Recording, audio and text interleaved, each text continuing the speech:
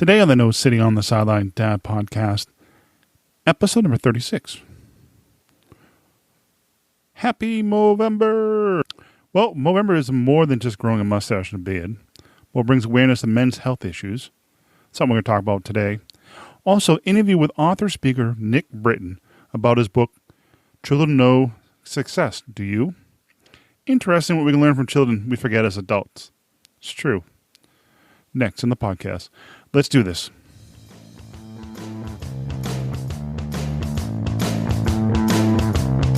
Welcome to the No Sitting on the Sideline Dad podcast, a podcast about a journey of discovery and conversations about not sitting on the sideline of life. Let's get involved. Here's host Joe Foley.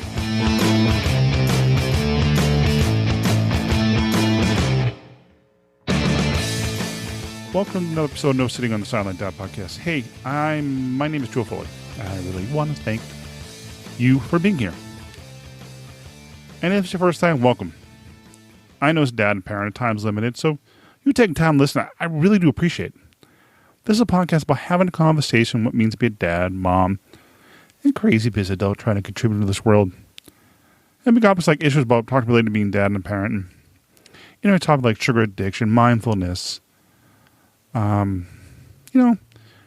Authors and I'm bringing authors on to talk about subjects to me related to being a parent, related to being a dad, or just trying to be a better you. It's like, let's get involved. There's like no more sitting on the sideline, because if we're sitting on the sideline, we're wasting time. And that's not good either. This would be a weekly podcast dedicated to a sense of community. Hey, what I mean is, well, I'm trying to make it a weekly podcast the best I can. What I want to do is I want to have a sense of community. I want to talk to you. Yes, you, the one listen to me right now in your ears. I want to talk to you and have a conversation. We can talk, on Skype. You want to talk to me on Skype, or we could leave comments and have a discussion about what we talked about in the show notes, or right in the right-hand corner. If you go to my website at notes and go to this episode, nosittingonthesideline.com/36, right in the right-hand corner. Yep, right there. Speak pipe, leave a message. Or you can leave a message in the any app of choice to listen to the podcast. Leave a comment, leave a review, so we can get in touch and have a conversation. Also, you can find and join the No Sitting on the Sideline Dad podcast Facebook group. I know this stuff's not easy. I'm dad just like you, or parents like you, and a crazy busy adult. And I know this is a journey. I know it's not easy. And I'm on the journey with you. So try and take one day at a time in this crazy world. What is Movember? Well, I thought it was just a great month for just not shaving. But it's actually more to that. According to Wikipedia, the origin of the Movember started back in 1999. Group men from Southern Australia. They came up with this term, Movember, to men grow mustaches and charities through the month of November. They like charities for help with mental health, cancer, prostate cancer, stuff that is more common with men. Also in 2004, men in Melbourne, Australia raised money for prostate cancer. Also Movember in Ireland in 2008, they also brought in Cancer Society and mental health. It's important. Men, we don't talk about that as men, about mental health and our health. It's kind of like, we just don't talk about it that much. I can't pronounce. I'm thinking about it. We just don't talk about it. So this group, in this way of fundraising, through the month of through Movember, funding the world's, through Movember's funding, the world's prostate cancer genome mapping project. That's pretty interesting.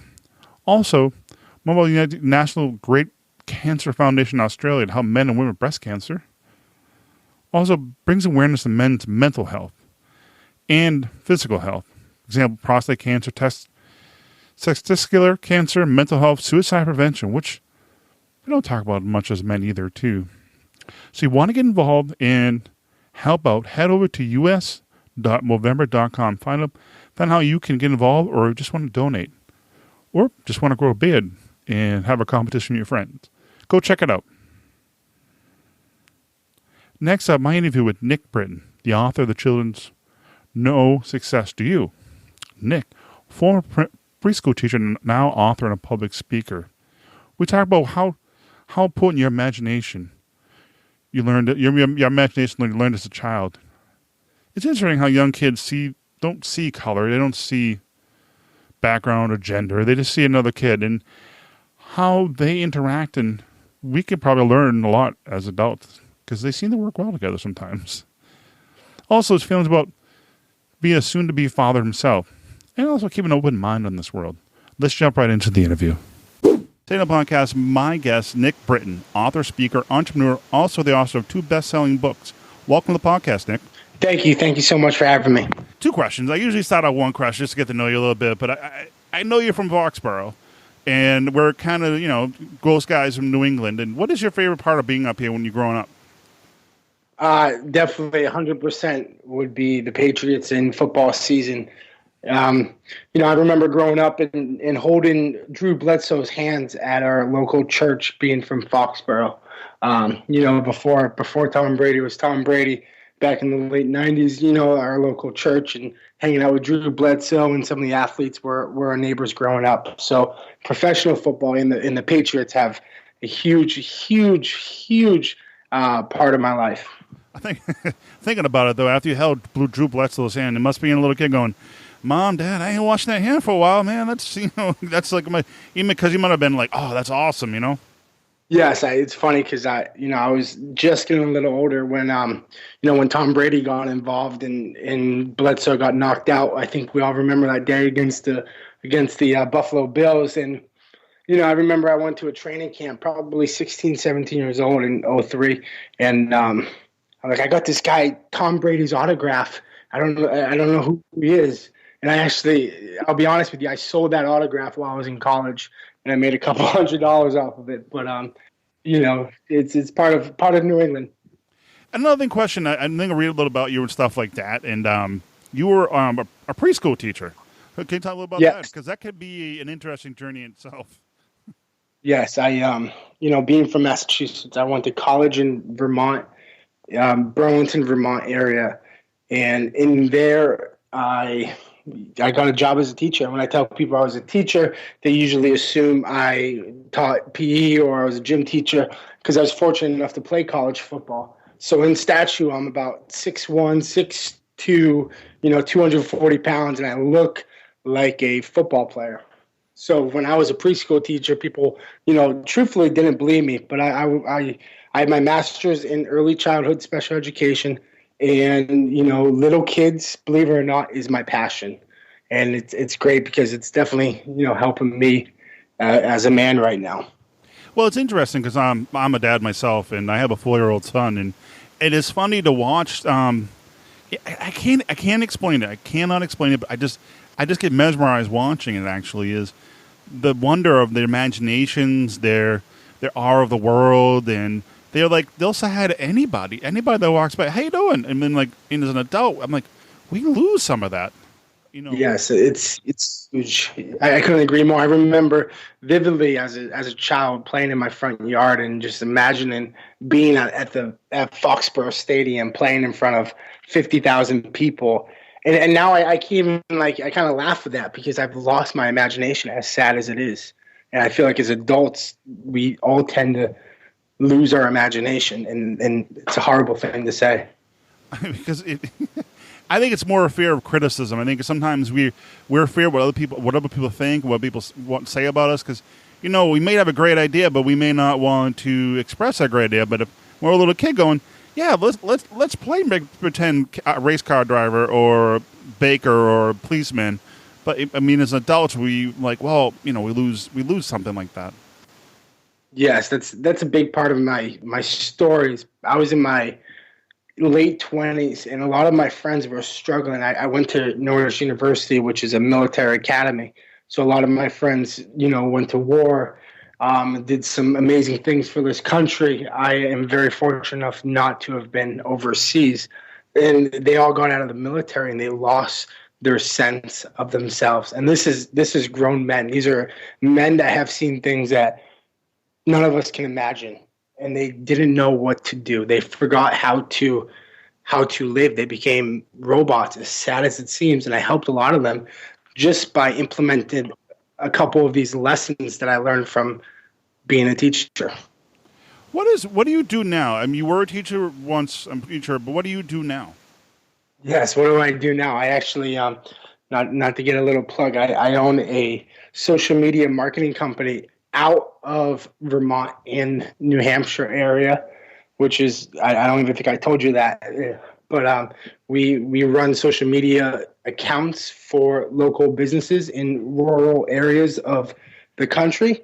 I wrote a book, and now I just got my first offer to be a public speaker, and that offer was over 5 digits, which is kind of shocking to me and exciting because, I've spoken before for a couple $100, and now I've gotten somewhat of a big boy speaking offer. So that's where I'm at right now. I just know, I think I was following you on social media recently. Were you overseas in another country recently? Yes, I was actually over in Europe, in the Baltic states, which is very unique because I've written 2 books, but the Lithuania, Estonia, there's some spots in Europe where Amazon is not, believe it or not, taking over the world, and it's very hard to believe. And believe it or not, I am a self-published author. Wow, that's a big undertaking, actually. That sounds like a really big undertaking.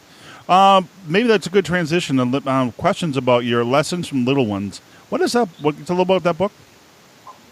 Yes, that book is primarily about these things that I've observed, whether it can relate to anyone, right? A lot of people reach out to me and say, oh, well, I don't have kids.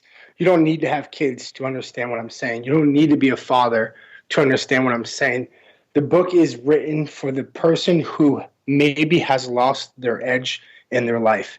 Right. And sometimes there's some negative language with that. But if you're looking for that extra edge, if you are living a life that, maybe you truly believe you should be doing more and living more, the book is for you.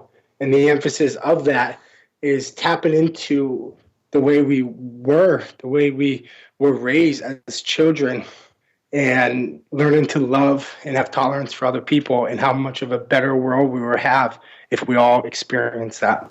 I was wondering, can you give me examples of lessons, like things you may think about that we could relate to? Because, like, as an adult, as to a preschool kid or a young kid, can you give me an example?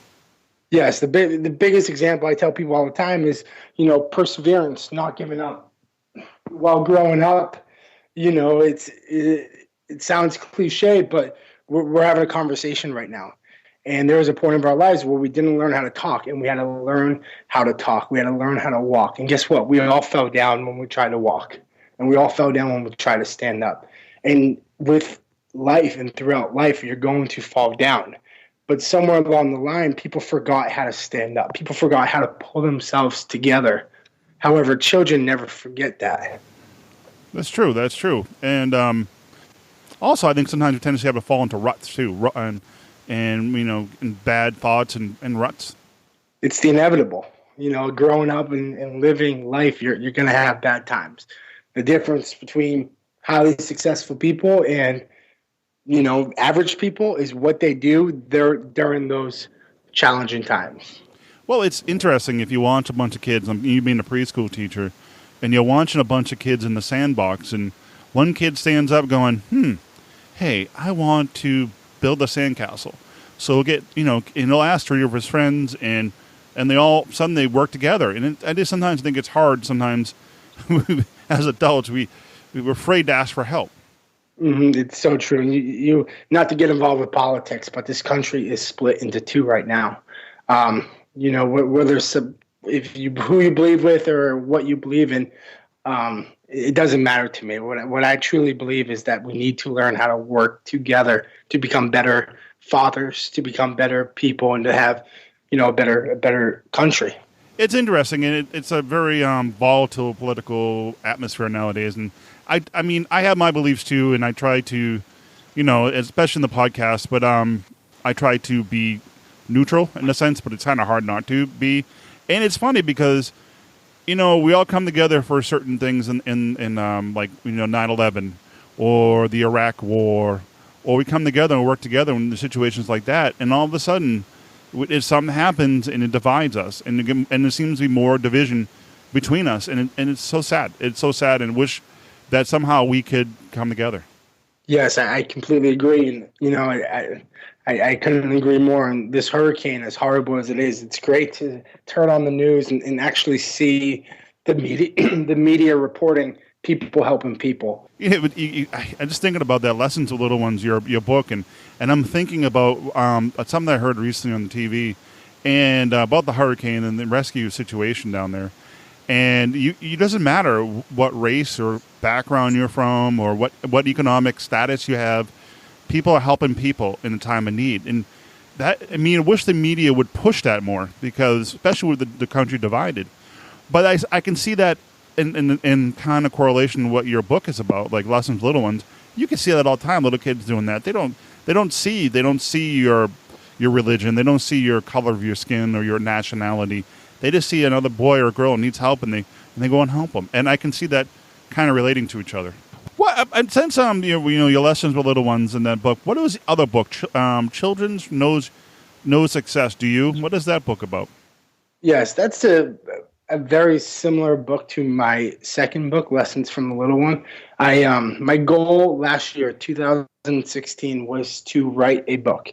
My goal 2015 was actually to read one book a week, and I successfully read 50 books that whole year. I didn't hit 52, I hit 50 books.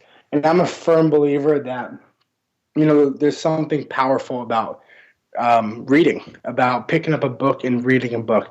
I think it's, as much as technology is changing and you're seeing me on Twitter and Instagram and Facebook 20 hours a day, I love to have a book between my fingers, and I don't think that's going to change.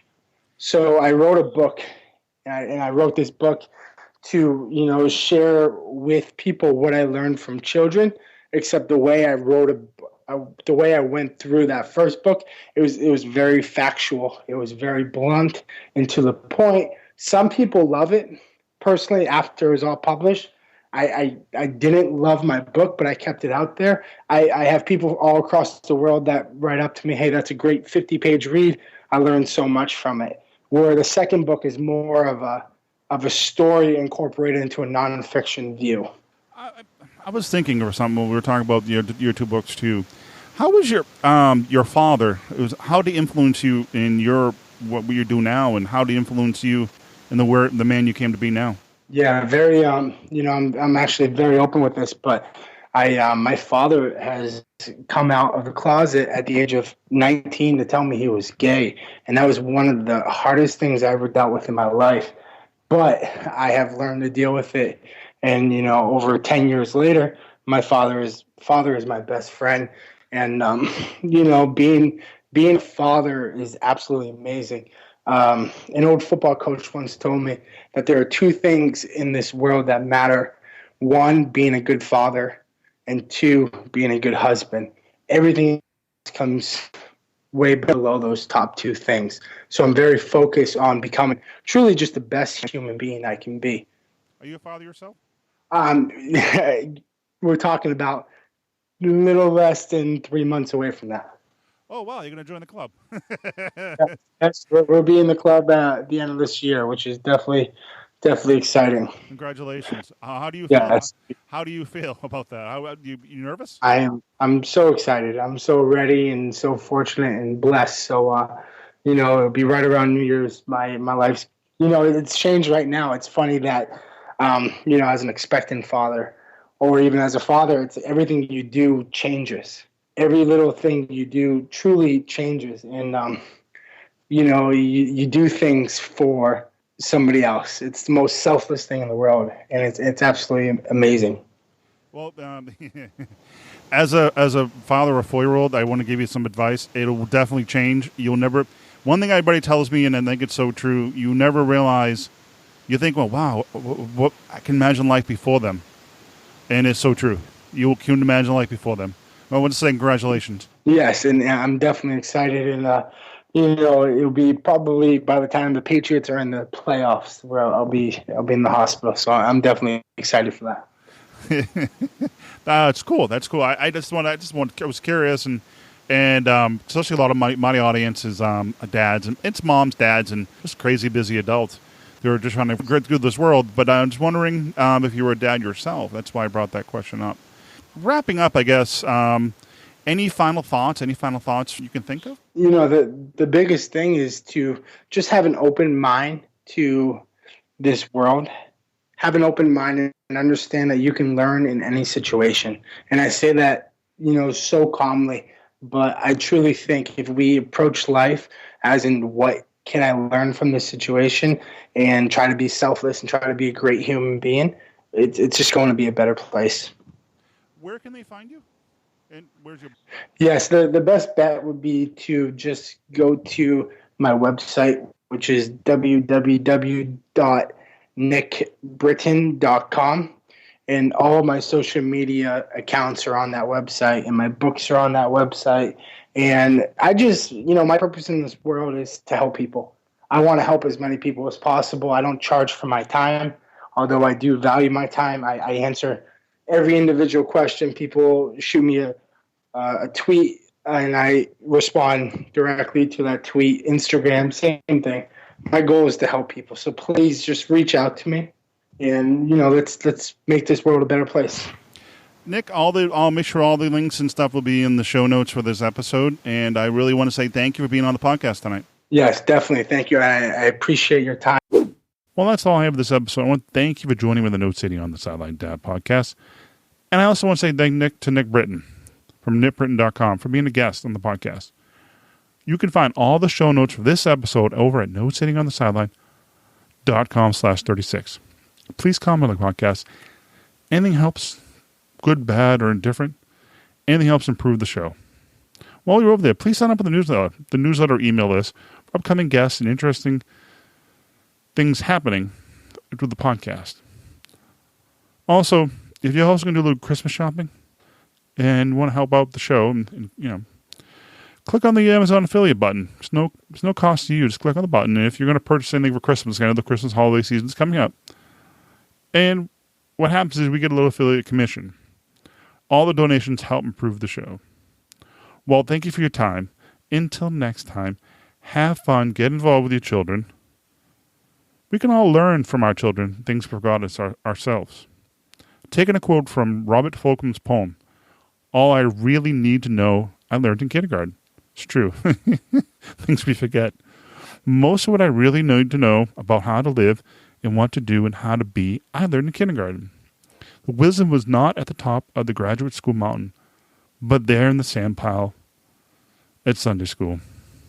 So true. Take care. God bless. See ya.